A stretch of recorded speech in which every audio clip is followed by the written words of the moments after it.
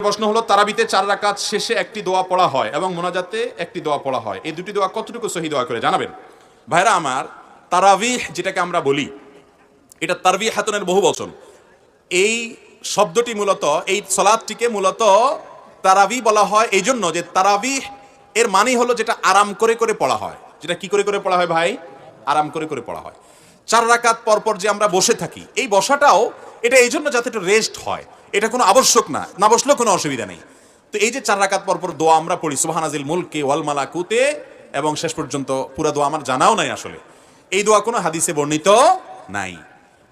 মুক্তাদি বেচারার তো কোনো ডিউটি নাই, তারাবিতে কোনো ডিউটি আছে? হাফেজ সাহেবরা তুফান মিল পড়ে যাচ্ছে, সে তো দাঁড়িয়ে রয়েছে পিছনে, কোনো কাজ আছে তার? পুরো নামাজ বলতে গেলে সে রেস্টই করতেছে, একরকম কোনো কাজ নাই, তো শুনতেছে শুধু, তাই না? মুখ দিয়ে ফেনা ছুটতেছে তো হাফেজ সাহেবের, মুক্তাদি সাহেবরা তো সব চুপচাপ। সালাম ফেরানোর পর 4 রাকাত পরে সালামটা ফিরাতে না ফিরাতে সবাই মিলে তালে তালে সুবহানাজিল মুলকে দিলেন টান। তো এতক্ষণ তো বেচারা রেস্টই ছিল, এখন না বরং কষ্ট হইলো, ঠিক না বে ঠিক? তাহলে এই বসাটা যে রেস্টের জন্য, রেস্ট হলো কোত্থেকে? আর খোলাসা কথা হলো, 4 রাকাত পরে যে দোয়া পড়ি আমরা, এই দোয়া কোনো হাদিসে বর্ণিত বা এই টাইমে পড়ার জন্য কোনো নির্দেশিত বিষয় নয়।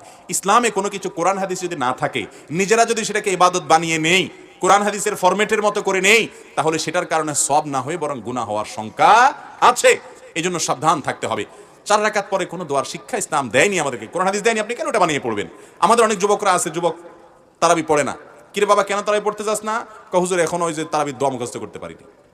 আছে না নাই? অতএব এই সমস্ত ভুলভ্রান্তি থেকে আমাদেরকে বেরিয়ে আসতে হবে। আবার তারাবির এই 4 রাকাত পরপর যেরকম দোয়া আছে, একইভাবে ওই মুনাজাতের জন্য আবার একটা দোয়া ইয়া মুজিরু ইয়া মুজিরু ইয়া মুজির সাথে শেষে দেয় আর কি। কোরআন হাদিস ঘেটে আমরা তো কোথাও পাই নাই যে হাফেজ সাহেবরা পড়েন, কোথাও পাইছেন তো দেখাই দিলে আমরাও করতে পারি, নাই তো কোথাও। বুঝতে পারছেন কথা? তো এগুলো ইসলামের নামে কোনো কিছু যখন নিজেরা বানিয়ে নিব এবং ইবাদতের ফরম্যাট তৈরি করব, সেটা বিদআত হবে। মনে রাখবেন, টাকা না থাকলে এমনি চান দোকানদার চাইলে দিয়ে দিতে পারে, কিন্তু জাল টাকা দিলে মায়ের একটাও নিচে পড়বে না। আমল নাই, আল্লাহর কাছে বললেন আল্লাহ আমল বেশি করতে পারি না, যা পারছি, আল্লাহ চাইলে মাফ করে জান্নাত দিতেও পারেন, কিন্তু নকল আমল করছেন, ইসলামের নামে ভেজাল জিনিস নিয়ে গেছেন, খবর আছে, বেদাত করলে জাহান্নাম ঠিকানা। অতএব আল্লাহ তাআলা আমাদেরকে বেদাত থেকে বেঁচে চলার তৌফিক দান করুন।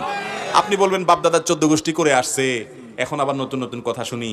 আমি বলবো বাপদাদা তো হাল চড়ছে, আপনি কেন বিদেশ গেছেন? দুনিয়াটা তো ভালো বুঝেন যে বাপদাদা হয়তো একটা কিছু করতে পারেন নাই, আল্লাহ ওনাদের যতটুকু তৌফিক দিয়েছেন ততটুকু করছেন, আল্লাহ হয়তো সেটাই কবুল করবেন, কিন্তু আমাদেরকে আল্লাহ তৌফিক দিয়েছেন, আমরা সঠিকটা জানতে পারছি। অতএব ভুলটা আমাদেরকে অবশ্যই ছাড়তে। আমাদের বাপদাদারা বেশিরভাগ ভালো কাজ করছেন আলহামদুলিল্লাহ, 2-4টা মানুষ হিসেবে তাদের ভুল হয়েছে, আমাদেরও ভুল হচ্ছে কিছু, হয়তো আমাদের পরবর্তী প্রজন্ম ছেলেমেয়েরা এসে ধরবে যে আমাদের অমুক হুজুরে অমুক বাপে এটা ভুল বলে গেছে। যদি ধরে কোরআন হাদিস আলোকে ভুল প্রমাণ হয়, তাহলে আমাদেরটাও বাদ দিবেন, যেটা সঠিক কোরআন হাদিস আলোকে গ্রহণ করবেন। মুসলমান কখনো অন্ধবিশ্বাসী হবে না। দলিল কোরআন হাদিসের দলিলের বাইরে গিয়ে বাপদাদার 14 গোষ্ঠী করে আসছে, ওই অজুহাত দিয়া মুসলমান কখনো ভুলভাল কিছু করতে পারে। মক্কার মুশরিকরা এই কথা বলতো, যখনই আমাদের নবীজি তাদেরকে বলতো একত্ববাদে আসো, তাওহীদে আসো, তারা বলতো যে আমরা আমাদের বাপদাদাকে যে অবস্থা দেখেছি মা আলফাইনা আলাইহি আবাআনা, আমরা সেটা ধরে রাখবো। এটা কোনো ভালো কথা না। বাপদাদা যদি ভালো কিছু রেখে যান সেটা ধরে রাখতে হবে।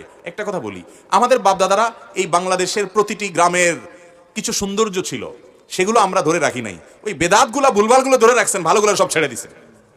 বাপদাদার মধ্যে অনেক ভালো জিনিস ছিল কি ছিল না? আমাদের বাপদাদারা তাদের বাপদাদাদেরকে, মুরব্বীদেরকে সম্মান করতো কি করতো না? আজকাল যুবক পোলাপানের মধ্যে আছে এগুলা।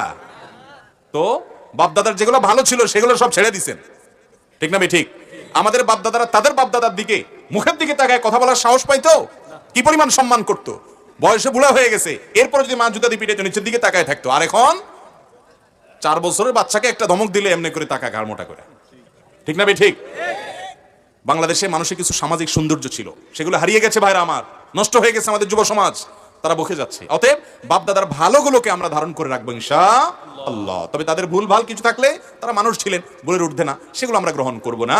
অতএব তারাবির 4 রাকাত পর পরের দোয়া, তারাবির শেষে মুনাজাতের দোয়া, এগুলো কোনোটাই কোরআন বা হাদিসের কোনো নির্দেশ নয়। আমরা তারাবির পর 4 রাকাত পর রেস্ট পেলে আমরা ওই টাইমে বসে চা খাইতে পারি, পানি খাইতে পারি, বসে থাকতে পারি, জিকির করতে পারি, এটা আমাদের ব্যাপার। কিন্তু এটা দোয়া বানায় নিব যেটা পড়তে হবে সবাই আবার সুরে সুরে তালে তাল মিলিয়ে, শরীয়তে কোনো ইবাদতের মধ্যে নিজের মন গড়া কোনো পদ্ধতি ঢুকানো জায়েজ নাই। অতএব এটা করব।